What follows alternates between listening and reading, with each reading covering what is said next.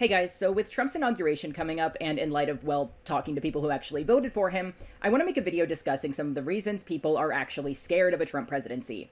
It's come to my attention that, to be frank, a lot of both moderate conservatives and centrists who defend Trump don't actually know a lot of what he's done or said. That's not to say all of them don't, there are millions of people who defend his actions, but this video is more so aimed at the crowd who at least see themselves as moderates and think he's a lesser evil or not that bad, who don't necessarily demonize those who are worried, but also don't understand where that's coming from or think it's sensationalist. This is by no means a comprehensive list of every bad thing Trump has done, nor is it meant to change the minds of people who agree with these actions. I'll be laying out the video in 3 sections. 1, discussing his current and previous statements, as well as kind of addressing the motives I believe to be behind these actions. 2, actions Trump took or attempted to take during his previous administration. And 3, Trump's endorsement of state-level politicians, as well as statements, agreements, or discussions with non-elected officials. These things will kind of all be jumbled together. With that out of the way, let's just get into the video.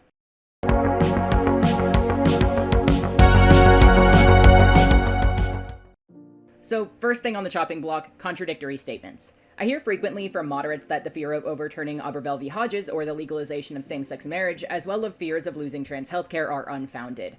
There's usually one of 2 bases for this, claiming that Trump has supported LGBT people in the past, or that these statements are actually from Project 2025 and that Trump has denounced it. I'll start with the longer of these 2, that Trump has stated he supports gay marriage and shown no indication of overturning it. Well, this is a bit complex in itself, in that it's likely if this were to happen, it would be akin to the overturning of Roe v. Wade. These decisions are not made by Trump, they're made by the Supreme Court. If we're arguing a he said this or he said that basis, I think it's important to consider his character. I don't say that as in a character assassination way, or he's a bad person, so don't listen to him, but to consider why Trump says the things he does. This is not me extrapolating that he wants to based on his character. We'll get to exact statements and logistics in a moment. However, it's well known that Trump has waffled on his position regarding LGBT rights in general throughout his time in the political spotlight. Every article I found on this subject, regardless of political leaning, has made note of this fact.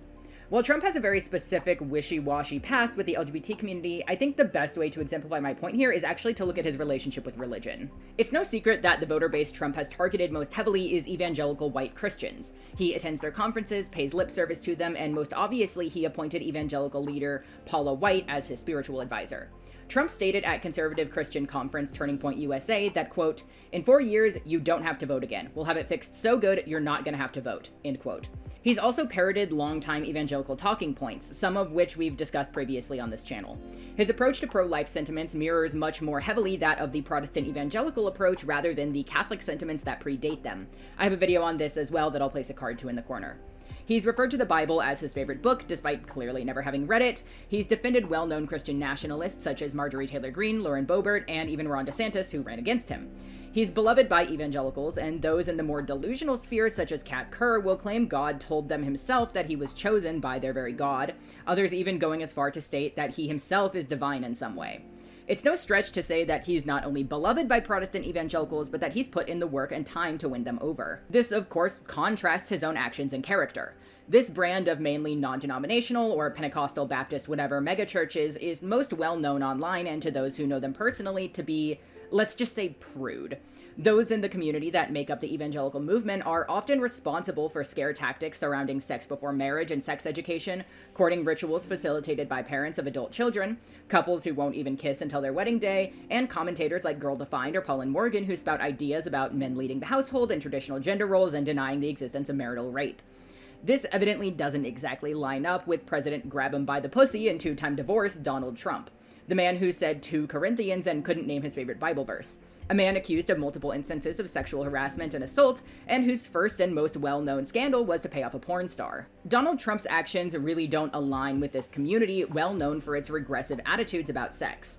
While it's no secret that these churches are hubs for sexual abuse and dismissal of assault, something that clearly does align with the actions of the former president, these instances and patterns are not something the religious communities prop up as acceptable or funny occurrences in the way that Trump does, but rather are hidden and shoved in a dark corner, something that's frequently prolonging the trauma of those affected, often due to the dismissive and secretive or very appearance-based culture that these religions create. Trump is flagrant and frequent, with comments ranging from crass to morally disgusting. There's no shame in their wording, let alone remorse. They're funny or even cool, fun things that he did. While bringing this up served to show Trump's dismissal of sexual crimes as well, the main point in this edition was to highlight a pattern of behavior. Trump does not hold his own opinions. While I'll admit it's an opinion of my own to state that this is likely because I don't think he cares enough about other people to even hate them, regardless of what you personally feel about his motives for this behavior, it's clear it's a massive and prominent example of his lack of a moral backbone.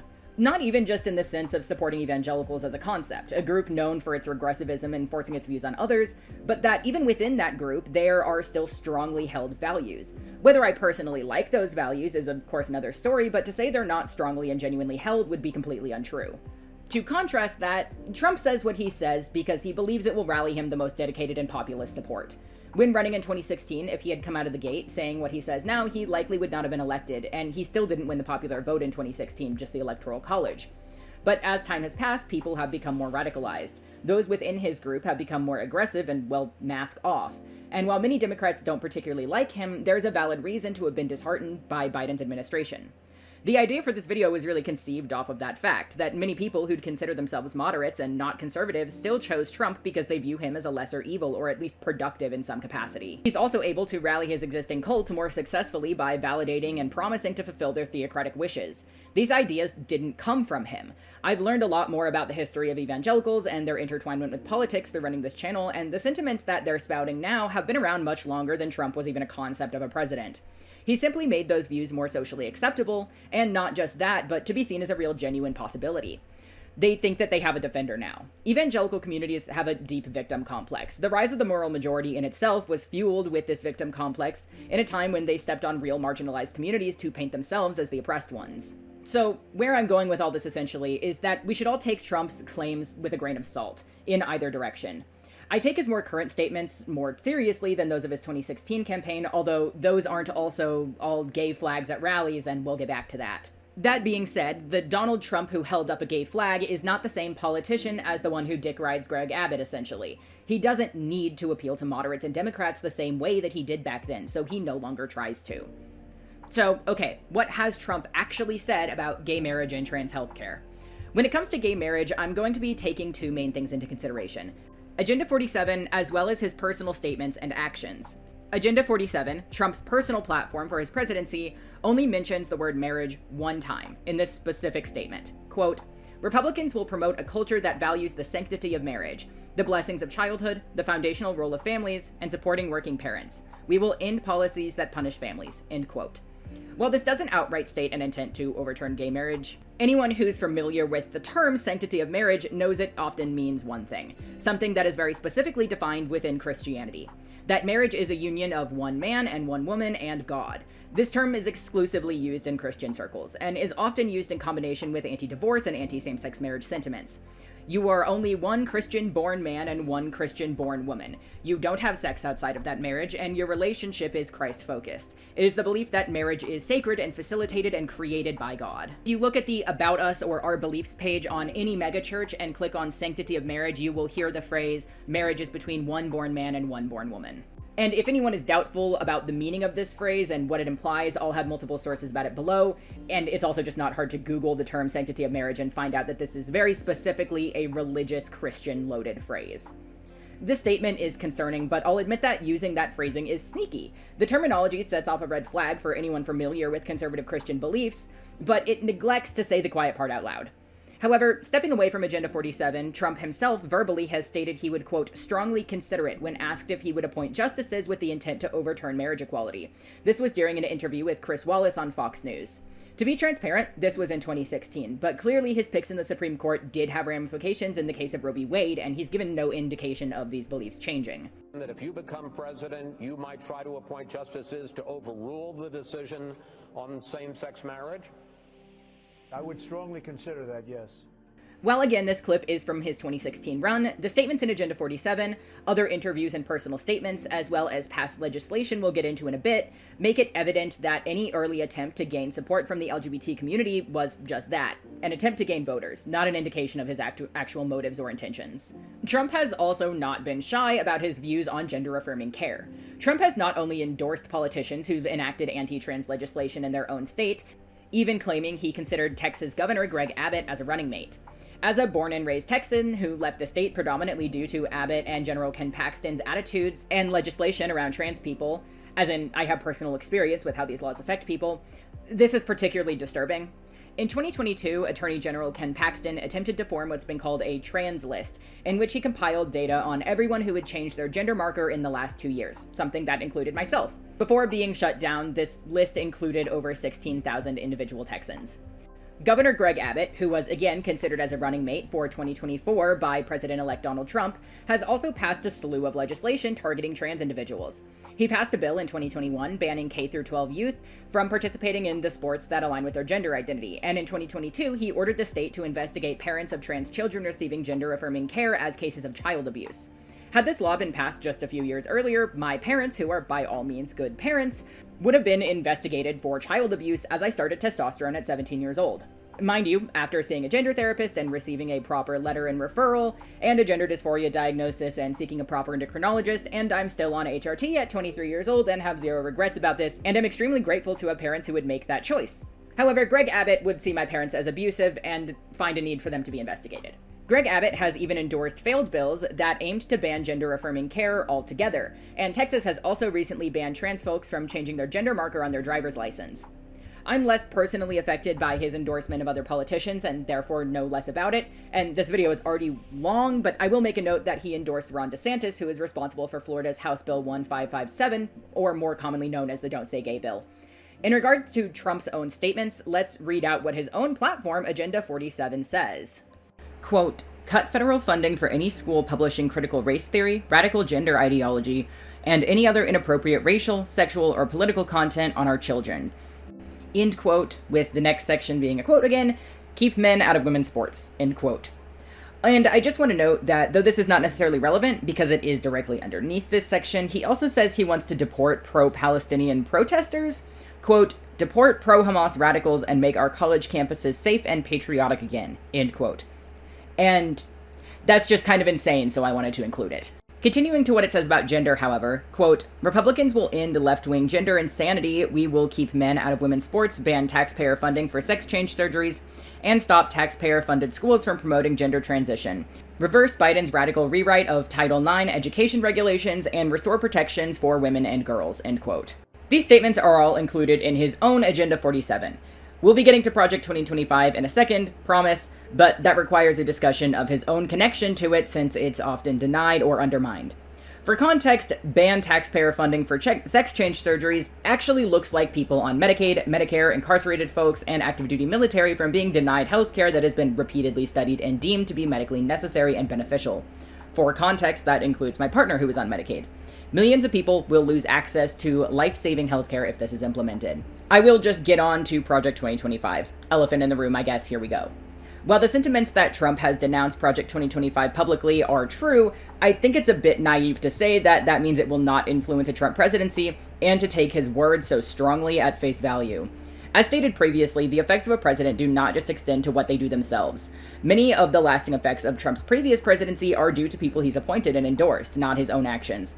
Though, that being said, many ideas surrounding Christian nationalism and anti-LGBT rhetoric are mirrored in Trump's own Agenda 47, which does not carry the same social perception as Project 2025 despite containing many of the same goals and beliefs. While Trump himself has tried to distance himself from Project 2025, the need to do so is based on the fact that, well, he's in quite close proximity to it. Trump has personally met with Heritage Foundation, the organization responsible for Project 2025's president and co-founder, Kevin D. Roberts and Edward J. Fulner. And reporters at the New York Times have found that of Project 2025's 307 authors, quote, well over half of them had been in Mr. Trump's administration or on his campaign or transition teams, end quote. Here is a lovely little screenshot from the New York Times article addressing each of these 182 authors and their connections to Trump.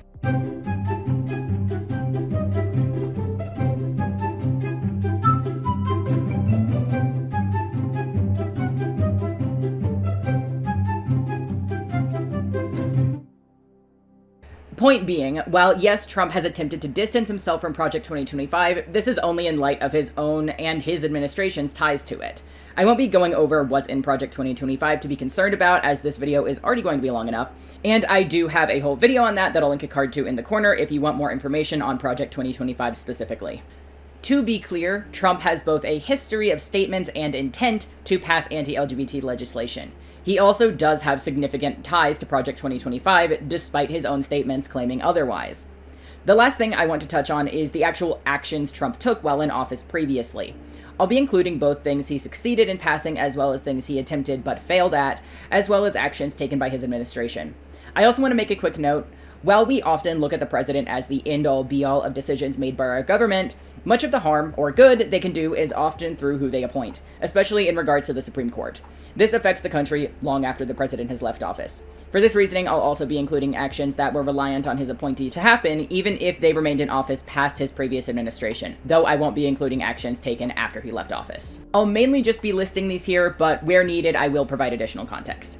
At the very start of his presidency, Trump passed the first iteration of the quote-unquote Muslim ban. This was a travel ban that prohibited people from large portions of the Middle East from entering the country, and most notably also applied to denying refugees. The ban was temporarily blocked on grounds of religious discrimination. However, Trump would re-implement his ban, including even more countries. 13 of these countries are still subjected to a variety of travel regulations. In February of 2017, the Department of Homeland Security issued a memo updating their policies on deportation, which, quoting the Leadership Council of Civil and Human Rights, quote, drastically increased the use of expedited removal and essentially eliminated the priorities for deportation, end quote. Also, in February of 2017, the Department of Education and Justice Department of Civil Rights Division rescinded Title IX's guidance clarifying protections on transgender students. In March of 2017, the DOJ withdrew its injunction of North Carolina's anti-trans bill, HB 2B. In April of the same year, the DOJ would voluntarily drop its lawsuit surrounding this bill. The same month, Trump also stated he would appeal the Affordable Care Act, and attempted but failed to pass a bill that would end Medicaid as a whole as well as defund Planned Parenthood. Also, still just in March of 2017, the Department of Housing and Urban Development withdrew a survey meant to understand and address the efficacy of HUD programs targeting LGBT youth homelessness. After a public outcry, this survey was continued. However, the HUD would also remove resources on its website meant to aid in the housing support of unhoused trans folks. On my birthday, unfortunately, May 4th of 2017, Trump passed a bill he claimed would overrule the Johnson Amendment, which prevents nonprofit organizations, notably including places of worship, from providing political campaigning or endorsement. However, this bill did not actually do this. Also, in May of 2017, Trump released a tax plan which would dramatically lower the taxes and provide incentives for ultra-wealthy people as well as major corporations. This would be paid for by cutting programs like Medicaid, SNAP, and other social services and benefits. I think you get the point. We're not even halfway through his first year, and as I stated before, this is not a comprehensive list of every shitty thing Trump has done. But I do also feel the need to point out Trump's trans military ban, which was overturned by Biden. Trump has recently stated he wishes to reinstate this ban if reelected. If you want a more comprehensive list, the source shown on screen is also linked below. As I stated at the beginning, this video doesn't serve to convince anyone who agrees with these actions that they're wrong or harmful. To be frank, I don't have enough respect for people who agree with this type of conduct to waste my breath or time on them.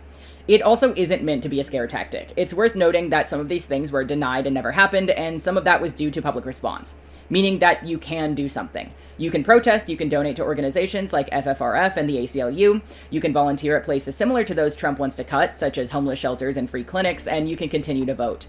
This video's purpose was only one thing: to give actual support and evidence to the people who aren't extremists but simply haven't seen it. That Trump is buddy-buddy with the Heritage Foundation, that he does not only have a history of statements that he'll destroy civil rights advancements, but that he's also attempted and succeeded in doing so. There is cause for concern. That's all I got today, guys. If you like my content and want to support it, please consider subscribing or checking out my Ko-fi in the description. All sources are listed there as well. Thanks for watching. Hade. The children think too much, they've hardly a fear of God, always asking questions they should only wish away. Sundays every week with Father Montgomery, as they've gotten older they can hardly stay away.